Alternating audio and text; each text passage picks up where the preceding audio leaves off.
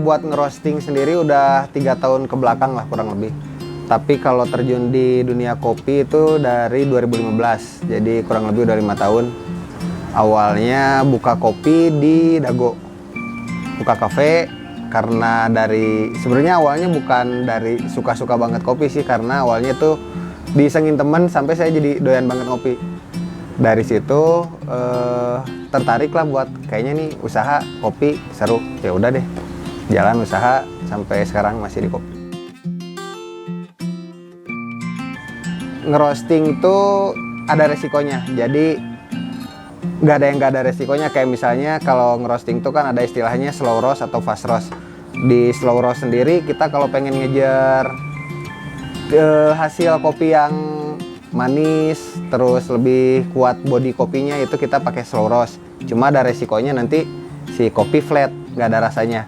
Cuma kalau kita pengen kopinya yang cenderung asam, itu kita main di fast roast. Cuma resikonya nanti ada rasa yang ganggu kayak medisin, kayak rasa obat dan lain sebagainya. Sebenarnya kalau kopi menurut saya kuncinya semuanya sih, dari mulai hulu sampai hilir harus ke maintenance dengan baik.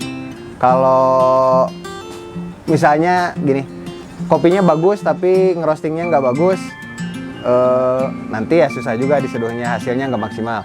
Atau misalnya yang ngerostingnya jago tapi si bahan bakunya kurang bagus, ya sebagus-bagusnya si bahan bakunya aja gitu. Nggak mungkin lebih, kayak misalnya kopi yang emang jelek ya, bukan jelek lah ya, kurang bagus, ya hasilnya akan kurang bagus juga. Kalau kelebihan di kita sih mungkin karena kita dari bahan baku kita udah ngelola semua dari hulu sampai hilir. Keutamaan kalau beli kopi di sini gitu ya, jadi kasarnya kita tahu ini kopi itu prosesnya kayak gimana gitu. Toh kita yang proses apa segala macamnya kita tahu, jadi lebih ke maintenance aja. Terutama mungkin buat bahan baku yang emang kita pasti ya ada, kayak misalnya semi wash yang emang kita ngejar kuantitinya banyak, itu ya yang kita utamain di situ yang pasti konsistensi rasanya. Kalau ngerosting ada jenisnya sih, lebih ke profile disebutnya kalau buat kopi. Profile roasting tuh secara garis besar ada 3, light roast, medium roast, sama dark roast. Peruntukannya beda-beda nanti, kayak misalnya ada istilahnya disebut filter base sama espresso base kalau di kopi itu. Kalau filter base sendiri itu dipakainya kayak buat manual brew, V60, tubruk, kono, aeropress dan lain sebagainya. Ada juga espresso base yang nantinya hasilnya bisa dinikmati jadi seduhan espresso, americano, latte, cappuccino. Itu perbedaannya di tingkat ngerostingnya. Biasanya kalau espresso base tuh cenderung di medium ke atas, medium to dark atau dark roast. Kalau buat filter medium ke bawah, medium, light to medium, light roast. Kalau jenis kopi sebenarnya ada Arabica, Robusta, sama Liberica. Cuma yang umum dikonsumsi orang tuh Arabica sama Robusta. Nah kalau Arabica sendiri pecahannya tuh nanti ada semi wash, full wash, natural sama honey. Kalau Robusta sama aja sih, hampir sama. Kalau itu kan proses pasca panen.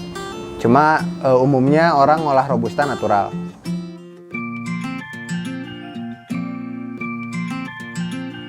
Kalau kendala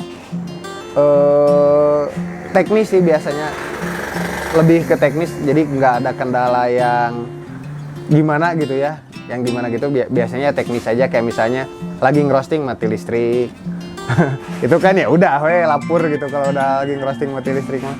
Kalau lagi ngerosting habis gas mah wajar lah, maksudnya masih bisa cepat gitu. Kalau mati listrik terus lama ya udah itu mah gagal. Udah gagal pasti. Apalagi kalau misalnya nih udah lagi setengah jalan mati, karena kan di proses ngerosting tuh si biji kopi itu harus muter terus kan di dalam drum itu tuh. Sekarang kalau mati listrik berarti si drumnya diem. Ya udah gosong itu mah gitu. Standar roasting tuh sebenarnya kalau buat cupping 8 sampai 12 menit. Ada istilahnya cupping tuh, kita kalau mau nyobain kopi ada istilahnya cupping. Buat cupping tuh standarnya 8 sampai 12 menit ngerosting tuh. Tapi kalau dibilang standarnya gimana, bebas sih gitu, maksudnya kayak kreativitas setiap orang beda, dan setiap orang pasti punya ciri khas dia masing-masing tiap roaster tuh. Jadi kayak misalnya si A tipe ngerostingnya yang slow roast karena nonjolin manis sama body kopi, tapi si B tipe ngerostingnya yang fast roast yang nonjolin acidity dari kopi. Jadi beda-beda. Tadi kita udah ngerosting yang full wash, terus ini hasil jadinya.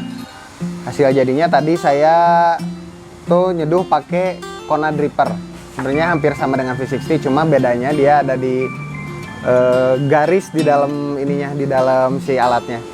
Kalau V60 biasanya itu muter garisnya, kalau ini lurus. Tadi saya pakai 15 gram, terus gilingannya medium, coarse gitu, agak kasar. Pakai air rasionya 1:14. Jadi pakai kopi 15 gram, airnya 210 ml. Hasilnya kurang lebih manisnya tetap ada, karena saya ngajar profile roastingnya tadi light to medium. Terus tadi pakai suhu air kurang lebih 89. Kenapa pakai suhu air segitu? Karena karakteristik air di sini menurut saya basa. Jadi kalau saya terlalu panas, airnya di atas 90, cenderung bitter. Nanti takutnya dikhawatirkan ada rasa bitter pahit. Nah, pakai suhu air segitu dengan waktu ekstraksi, waktu brewing kurang lebih 3 menit. Itu rasa yang saya harapkan muncul itu nantinya balance. Sebenarnya kalau saya ngejar balance dengan acidity-nya ada, asamnya ada, manisnya ada, tapi bodinya juga ada.